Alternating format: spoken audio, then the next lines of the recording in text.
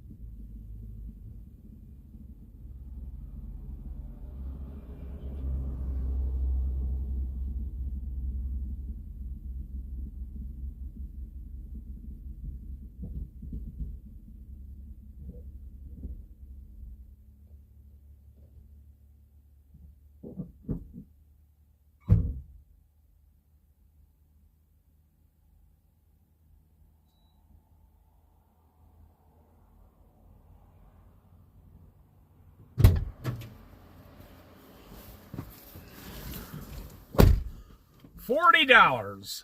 $40 in gas. God is great and merciful. That's for sure.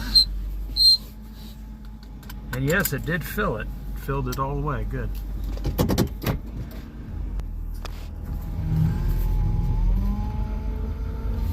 Do you give God thanks when He gives you things like gasoline? I mean, I know a lot of people give thanks over their food, but do you give God, do you say, thank you, Lord, for the gasoline? Thank you for making my car run good.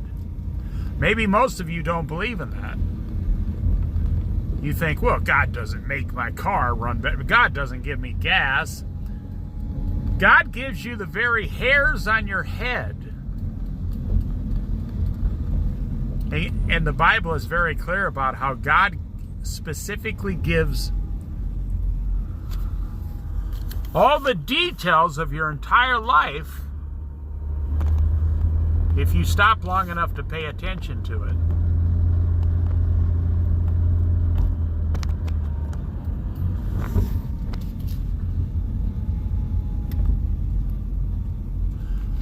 So if you thank God for, say, a $10 meal,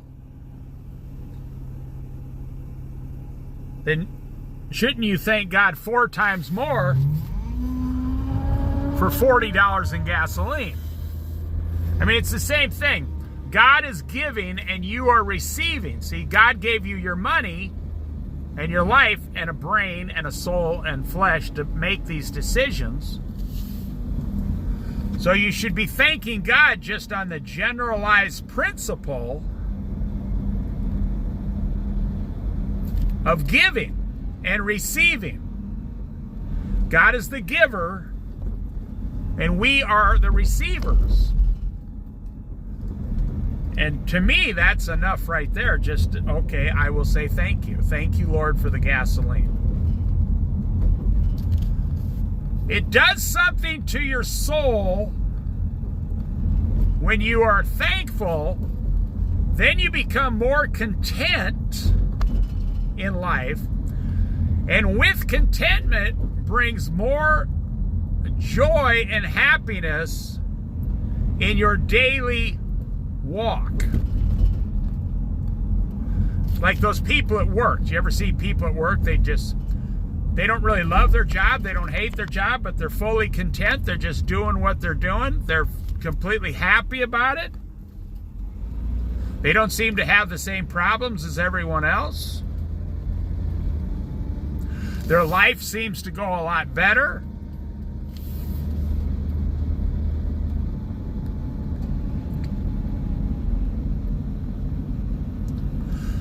Because they're content. Where'd they get that contentment? The world does not offer contentment. It's impossible to receive contentment from this world. Nope, not going to work. The world will not offer you contentment. In fact, it's the world that offers you the stress and the strife and the no contentment.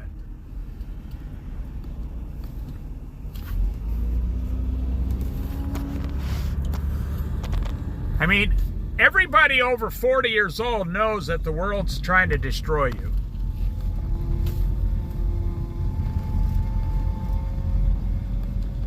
And God is trying to love you and build you up through His Son, Jesus Christ. Everybody knows the story.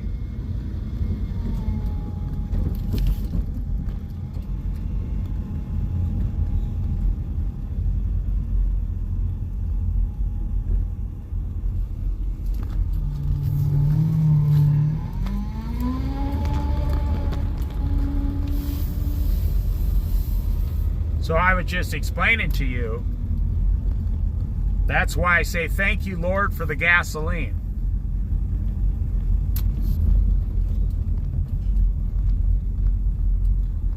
Because I know who butters my bread.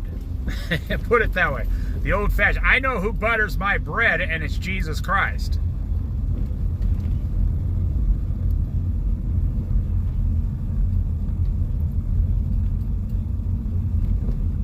I know exactly where everything I have comes from.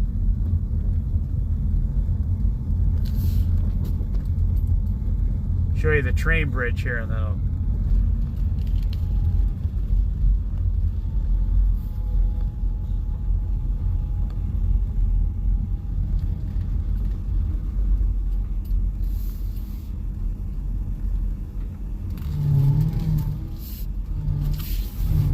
Wow! I gotta show you this over here.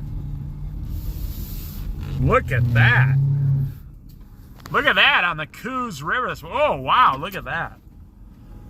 The sun rays are coming, but they're kind of hitting the forest at a certain angle right now. And look at that. It's just stunning. Let me zoom in a little more. Oh, wow, look at that.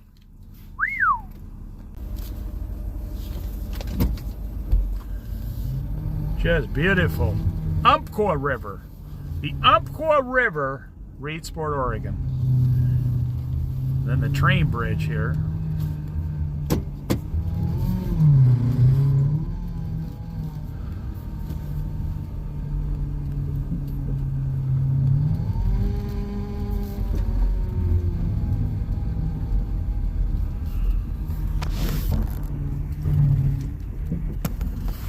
really like this painting here of the old way they used to get around across the river.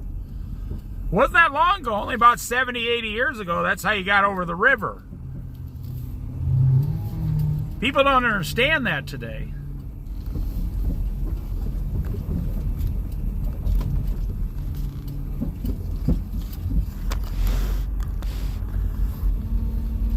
Everybody's trying to get an electric car today.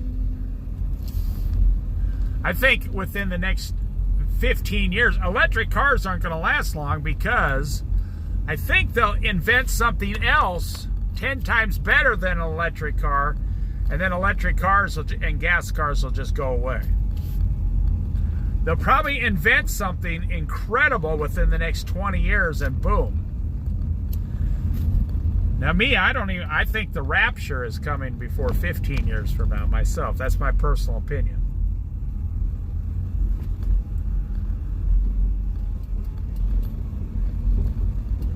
But if it doesn't, they're going to invent something that'll just blow electric cars out of the water. It'll be something completely, amazingly different.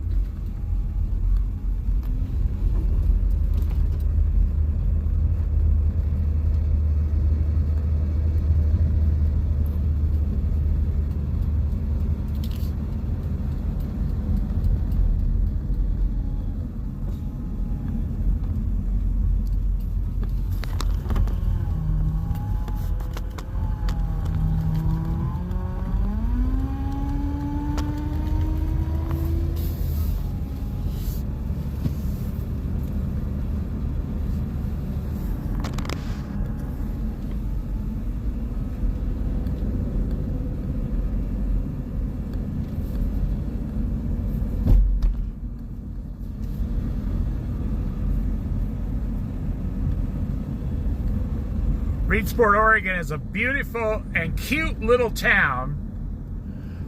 There's really nothing to do here. But that is why these people live here, because they want to live in a town where there's not a lot. They want a laid-back lifestyle of simplicity. They got their house, it's probably paid for.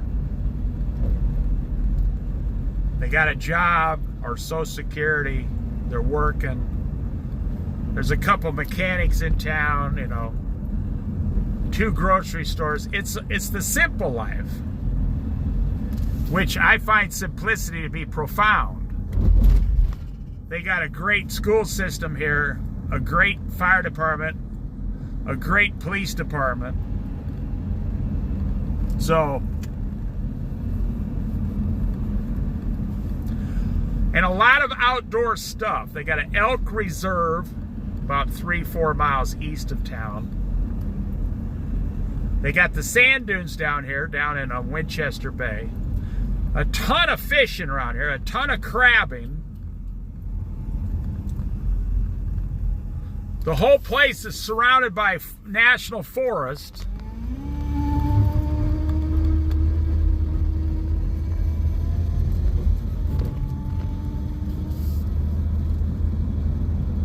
So if those are the things that, you know, they interest like 10% of Americans.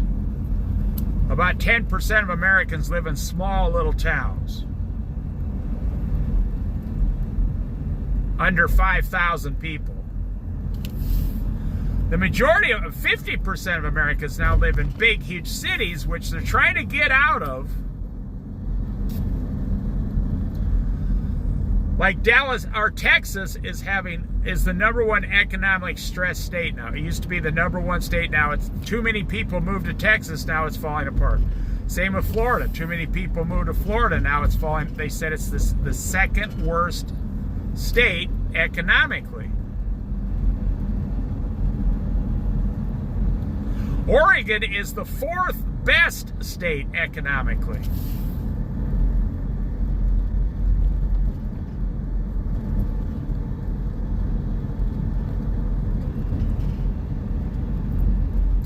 And then if you want to go to a Walmart or something, it's only 30 miles south of Reedsport here. They got tire centers here. You know, they got a nice skate park for the kids here. Ride their bicycles around, their skateboards. They got an amazing school system here. I mean, the kids here grow up way more stable and better than kids in a large city.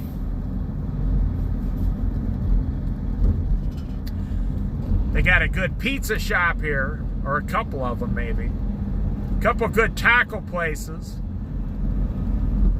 They got a 7-Eleven.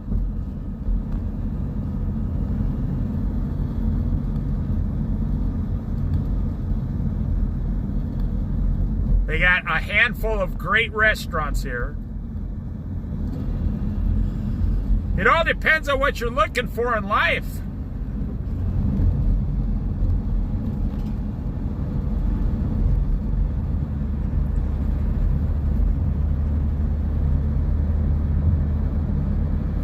You want to live in a big city and go 100 miles an hour all day, that's one option. You can make more money, but you got to spend more money. Or you can live in a tiny little town like this and go 10 miles an hour all day long. But it only costs about half as much to live here.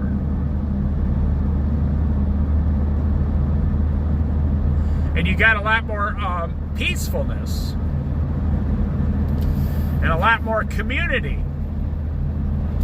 And they got festivals every year. They got all the festivals down here, 4th of July, you know, things like that. They got a yearly parade here. It's a great little town, Reedsport, Oregon.